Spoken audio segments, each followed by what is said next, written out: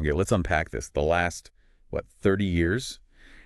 It's just been a mind-blowing acceleration in how we understand the brain. It really has. It's becoming clearer, like every day, that this is the central command for absolutely everything we do, everything we feel. And you're tuning in because, you want to cut through the noise, right? Get a solid grasp of what truly matters in this field that's just moving so fast. Exactly. And in this deep dive, we're really zeroing in on the core methods psychologists actually use to investigate the brain. Right. We'll be looking at two main approaches. First, what we've learned from studying people with brain injuries, the consequences of that. Okay. And second, the huge impact of modern brain scanning tech. Our source material really digs into the methodology, the biological perspective, giving us a good framework. Right. So our goal today is pretty straightforward. By the end, you'll understand the real strengths and, just as importantly, the limitations of these different ways we study the brain and behavior. Yeah, getting that nuanced perspective is key. It's about getting a clear, insightful view.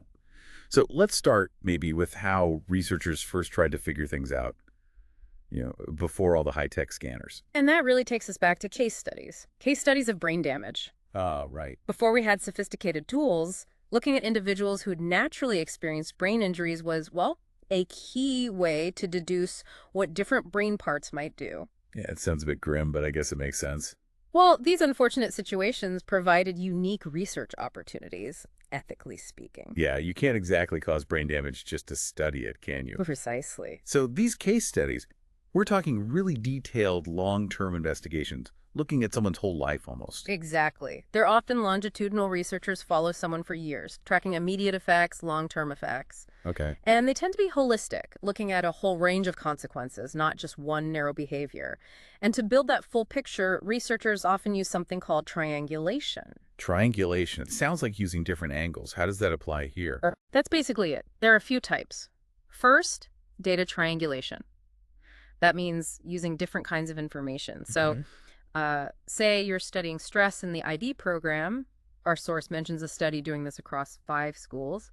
You might use student surveys, teacher observations, maybe grades. So different data points on the same topic. Exactly, to see if they all point the same way. Okay, got it. What other kinds are there? Then there's method triangulation, using different research methods. Right. For a patient with brain damage, this could mean interviews, IQ tests, maybe some experimental tasks, observing their daily life.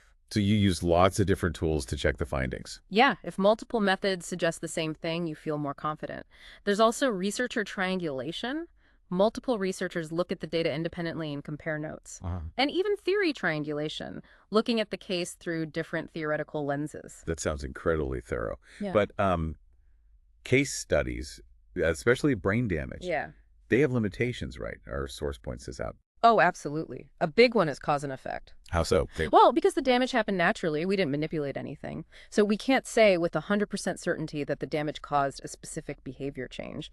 It's correlation, mostly. Okay, that makes sense. And generalizability is another issue. Each case is unique. The person, the exact injury. It's hard to say if what you learn from one person applies to everyone. Right. Every brain's a bit different. No 2 injuries are identical. Plus, you can't replicate these events. It's not like a lab experiment you can run again. Yeah. And often, getting accurate info about the person before the injury is tough. You might rely on family memories, which, can be fuzzy or biased. Exactly. But despite all that, case studies have been absolutely invaluable. They spark insights, inspire new research questions. So they're a starting point. Often, yes. Psychologists look for patterns across similar cases, or they might test hypotheses from a case study using animal models in controlled settings. And this brings us, I think, to a really famous case study. HM, our source highlights him. Indeed. H.M. Henry Molaison, his case is arguably one of the most important in understanding memory. What happened to him? He had a head injury as a child, developed severe epilepsy later on. Around age 27, he had experimental surgery to control the seizures. They removed tissue from his medial temporal lobe, including a structure called the hippocampus on both sides. And the effect it was on his memory, right? Quite dramatically. Profoundly. His childhood memories were fine. His personality didn't change much, but he developed severe anterograde amnesia. Meaning? Meaning he couldn't form new long-term memories. He could remember things from before the surgery, but new facts, new experiences, they just wouldn't stick for more than a short time. Wow, so he couldn't remember what he had for breakfast. Or meeting someone new. Pretty much, yes. Think about your memories for events, like what you did yesterday, that's episodic memory. Or general knowledge, like the capital of France, semantic memory. HM couldn't form new ones of either type. That's hard to imagine. So how did researchers like Brenda Milner figure out what was going on? It must have been like a puzzle. Milner's work with HM is a classic example of method triangulation. She used so many different approaches. Such as? Well, psychometric tests, like IQ tests. Surprisingly, his IQ actually went up slightly after surgery, probably because the seizure stopped. Huh, interesting. She also did careful observations of his behavior, lots of interviews with him and his family, and cognitive tests, memory recall tasks, learning tasks. Learning tasks if you couldn't form new memories. That's what was fascinating. She used tasks like reverse mirror drawing. He'd have to trace a shape while only looking at its reflection in a mirror. Tricky. Very. And later, much later, with new tech, Corkin used MRI scans to see the precise extent of the brain damage, confirmed the temporal lobe and hippocampus damage. And what did all this reveal? What were the big takeaways from HM? Several huge things. First, his inability to form new episodic and semantic memories strongly suggested those removed structures, especially the hippocampus, are vital for forming those kinds of long-term explicit memories. Explicit meaning conscious memories. Yeah, things you can consciously recall. But second, and this was crucial, he could still form procedural memories. Procedural, like skill. Exactly, like riding a bike, or in his case, mowing the lawn. And remarkably, he got better at the reverse mirror drawing task with practice. Even though he didn't remember practicing it. Exactly. He had no conscious recollection of doing the task before, but his performance improved. This was massive evidence that there are different memory systems in the brain. Wow. So memory isn't just one thing. Nope. And thirdly, HMN's case strongly suggested the hippocampus is critical for transferring memories from short-term to long-term storage. But it's not where long-term memories are permanently kept. Because he still had his old memories. Right. His childhood memories were intact. So the hippocampus acts more like a librarian, maybe, helping to file the memories away, but not holding the whole library itself. It's incredible how much one person's tragedy taught us. But our source also mentions, the shift towards newer ways of studying the brain. Right. Partly because of the limitations of case studies, we talked about cause and effect, generalizability, and partly because of ethical concerns about older animal research. Like lesioning studies. Exactly. Early studies sometimes involved damaging specific brain areas in animals to see the effect, like the Hetherington and Ranson study from 1942 on rats and eating behavior. There are, quite rightly, much stricter ethical controls now. So researchers wanted ways to study the living human brain without harm and see structure and function. Precisely. Which brings us to modern imaging techniques. Like MRI. You mentioned it was used later on HM? Yes, magnetic resonance imaging MRI. It uses strong magnetic fields and radio waves. Basically, it maps hydrogen atoms in the body's water molecules. Okay. This gives incredibly detailed 3D pictures of brain structures. Its big advantages are that it's non-invasive and gives really high-resolution anatomical images. But the limitation is? It shows structure, the physical layout, but not really brain activity in real time. It's like a detailed photograph, not a video of what's happening. Okay, so MRI gives us the map. How do we see the traffic, the brain actually working? For that, we turn to techniques like PT, scans, positron emission tomography. PT, right. How does that work? PT looks at metabolic activity. You get injected with a tiny, safe amount of a radioactive tracer, usually attached to glucose. Glucose, brain fuel. Exactly. The idea is brain areas that are more active use more glucose. So the scanner detects gamma rays emitted by this tracer, showing where the glucose is being gobbled up.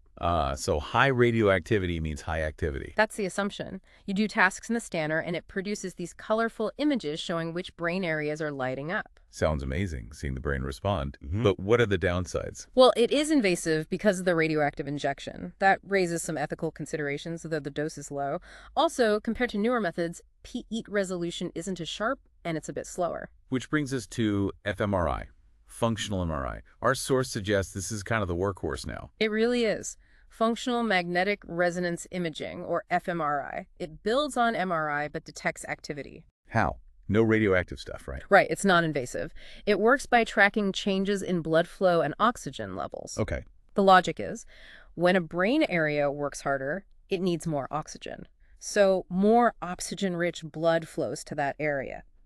fMRI can detect the difference between oxygenated and deoxygenated blood. So it's an indirect measure of activity based on blood flow. Exactly. It gives better resolution, sharper images than PE, and it's easier to do. You get a dynamic view, like a movie, of brain activity changing over time. So MRI shows the roads, fMRI shows the traffic on the roads. That's a pretty good analogy, yeah. Now, both MRI and fMRI use those big magnets. Any safety things people need to know? Definitely. Because the magnets are so powerful, absolutely no metal objects can go in the scanner room. Pacemakers, certain implants, they can be a problem. Everyone gets screened carefully. Makes sense. These technologies sound incredibly powerful, but our source also kind of warns us not to get too carried away by the colorful pictures, right? There are general limitations. That's a really crucial point, yeah. We need to be critical. First, think about the environment. Lying inside a noisy, tight tube. It's not exactly natural. No, definitely not. So does cognition inside a scanner perfectly reflect cognition in the real world? That's called ecological validity, and it can be a limitation. The noise and feeling enclosed could affect things. For sure. It can cause anxiety, claustrophobia in some people, and that anxiety can show up as brain activity, an artifact that isn't actually related to the task researchers are studying. Okay, so you might misinterpret the activity. Potentially. Mm. Also, the way data is shown, those bright colors can sometimes make small effects look huge or overly precise. Right, visually very impactful. And another big thing, just because an area lights up doesn't mean we know exactly why or what it signifies. The brain has spontaneous activity. Activation in, say, the amygdala doesn't automatically equal fear. It's involved in many things. So we need caution. Linking a lit-up spot directly to a specific thought or feeling, it's often more complex than that. Much more complex. There's still a lot of interpretation involved. Okay, so thinking about this critically, our source mentions how scanning might identify brain patterns linked to certain behaviors, maybe even predict things. Yeah, some researchers look for patterns associated with, say, certain mental health conditions, suggesting they could be like neurological fingerprints even before symptoms show up. Which leads to some tricky ethical questions, doesn't it? Yeah. The source poses a hypothetical, like, what if a government wanted to use brain scans to see if people are fit for security clearance? Exactly. Given the limitations we've just discussed, the interpretation issues, the artifacts, the ecological validity, you can see how ethically fraught that would be. Can a scan really determine someone's fitness or trustworthiness? It's a serious question, relying so heavily on technology that still has interpretative layers. Definitely something to think about. Okay, so just to kind of wrap this up, we've looked at two main ways we study the brain. We started with case studies, like HM, incredibly valuable for insights, but, tricky for cause and effect and generalizing. Lots of limitations there, but foundational work. Then we moved to modern tech MRI for structure, BET, and especially fMRI for function, seeing the brain in action. Powerful tools, but we have to be smart about interpreting those images. Absolutely. Understanding the methods, their strengths and weaknesses is just critical for evaluating the findings you hear about. So the key takeaway for you, listening, is really that. Understanding how we study the brain is essential for making sense of what we learn. It helps you see the complexity and consider the ethics, especially as this tech gets applied more widely. Yeah, it's rarely as simple as this brain part does X. It's usually networks interacting in complex ways. Which leads us to a final thought, maybe something for you to ponder. Given everything we've discussed, the amazing progress, but also the real limitations, where do you see the most promising and maybe most ethically sound future applications of brain research? And what safeguards do we need as we go forward? That's the big question, isn't it? Balancing the potential benefits with the need for careful ethical application. Lots to think about there.